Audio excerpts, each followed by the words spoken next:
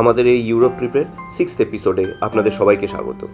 1.5 দিনের মতো স্যালজবার্গ ঘোরার পর আজকে আমরা একটা ডে ট্রিপে যাচ্ছি হ্যালস্ট্যাট বা হলস্ট্যাট। স্যালজক্যামাগুট মাউন্টেন এবং লেক হ্যালস্ট্যাটের মধ্যে অবস্থিত অস্ট্রিয়ার সবথেকে বিউটিফুল লেক টাউন হচ্ছে হ্যালস্ট্যাট। হ্যালস্ট্যাটকে অনেকেই পৃথিবীর সবথেকে সুন্দর জায়গাগুলির মধ্যে রাখেন। তার অদ্ভুত সুন্দর সিনারি, পিকচারেস্ক হাউস এবং তার সল্ট মাইনের জন্য হ্যালস্ট্যাট খুবই বিখ্যাত এবং হ্যালস্ট্যাট ইউনেস্কো ওয়ার্ল্ড হেরিটেজ সাইটের মধ্যেও নিজের নাম রেখেছে। হ্যালস্ট্যাট ডে ট্রিপ খুব ইজিলি ভিয়েনা বা স্যালজবার্গ থেকে ট্রেনে করা যায়। বাস বা প্রাইভেট গাড়ির অপশনও কনসিডার করা যেতে পারে। আমরা এই ট্রিপটা স্যালজবার্গ থেকে করেছিলাম এবং প্রথম হাফ ব্যাড ইশাল অবধি আমরা বাসে তারপর ট্রেনে যাই। জার্নিটা ডেস্টিনেশনের থেকে কিছু কম বিউটিফুল না। স্যালজবার্গ ব্যানহফ থেকে বাস নাম্বার 150 নিয়ে ব্যাড ইশাল পৌঁছাতে মোটামুটি প্রায় 50-55 মিনিটস লাগলো। ব্যাড ইশাল থেকে হ্যালস্ট্যাট ট্রেনে আরও 30-40 মিনিটস লাগে।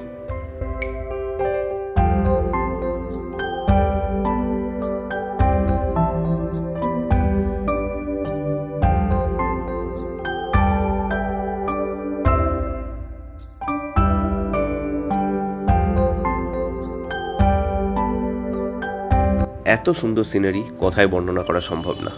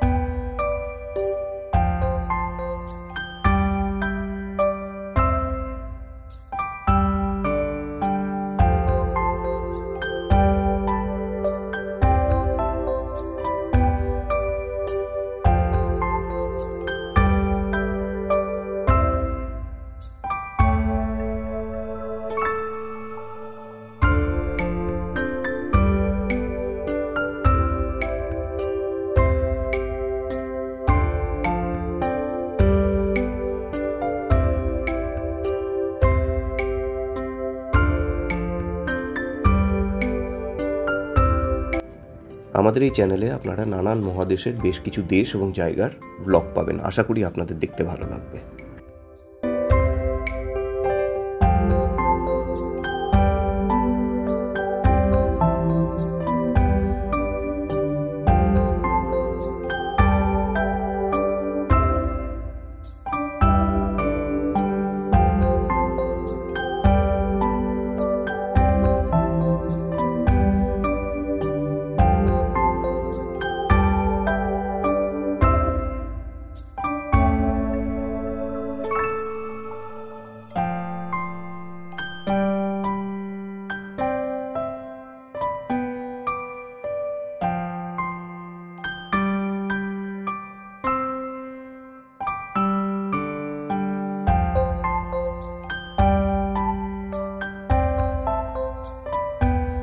হ্যালস্ট্যাট স্টেশনের পাশের রাস্তাটা ধরে 3 থেকে 5 মিনিট হাঁটতেই ফেরি স্টেশন।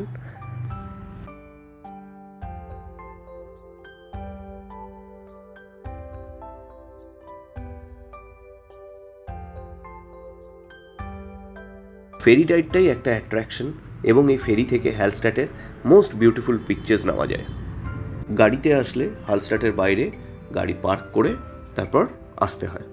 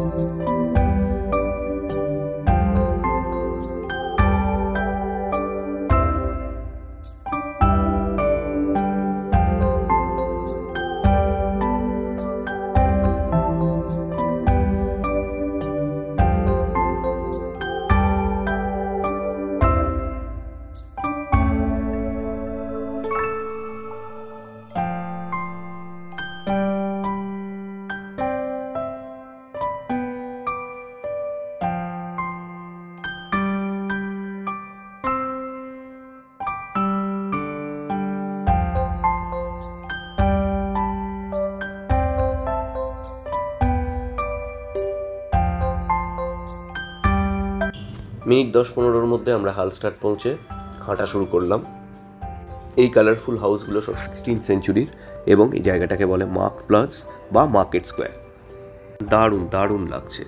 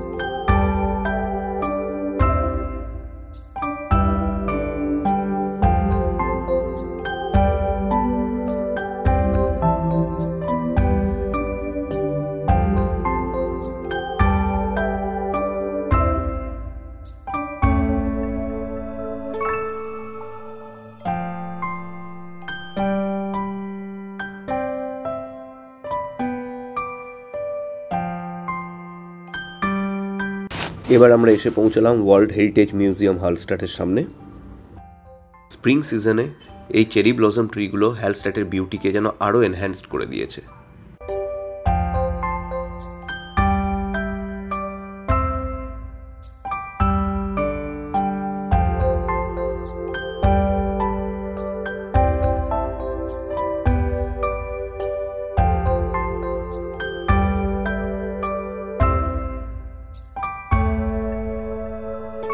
এত সুন্দর জায়গা যে এখানে ঘন্টার পর ঘন্টা চুপচাপ বসে এই বিউটি এনজয় করা যায়।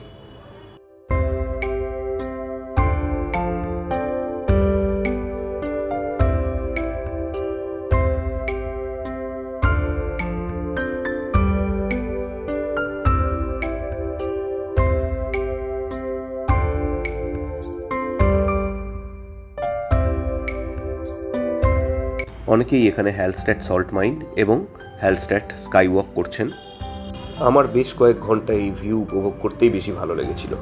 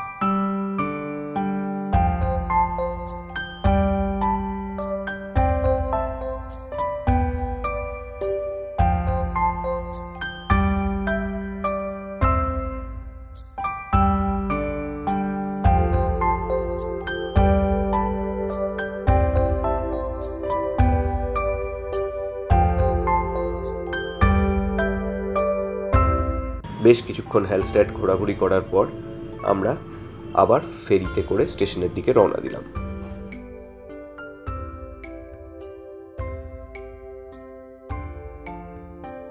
ফেরার সময় আমরা হালস্টাড থেকে অ্যাটনাং পুচেমের ট্রেন নিই, যেটা 1 hour 45 to 50 minutes নিয়েছিল। সেখানে ট্রেন চেঞ্জ করে আমরা স্যালসবার্গের জন্য ট্রেন নিই, যেটা আরও 50 to 60 minutes নিয়েছিল। এই জার্নিটাও দুর্দান্ত সিনিক, এনজয় করুন।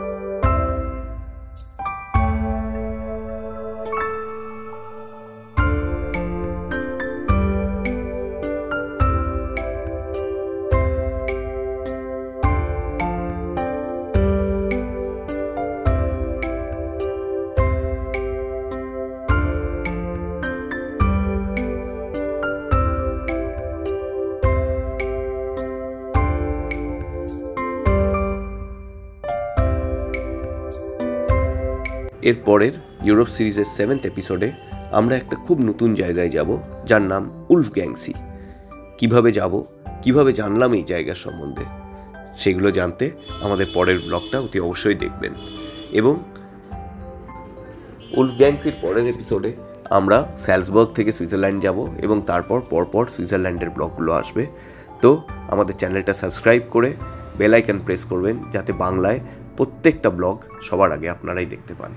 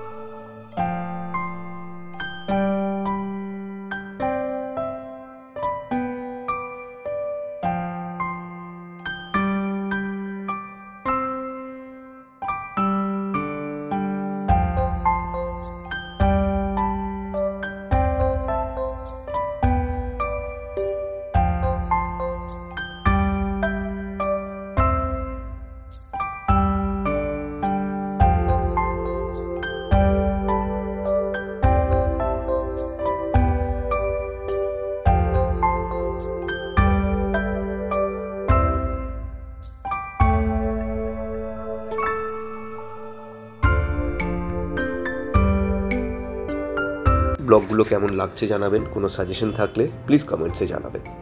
ধন্যবাদ।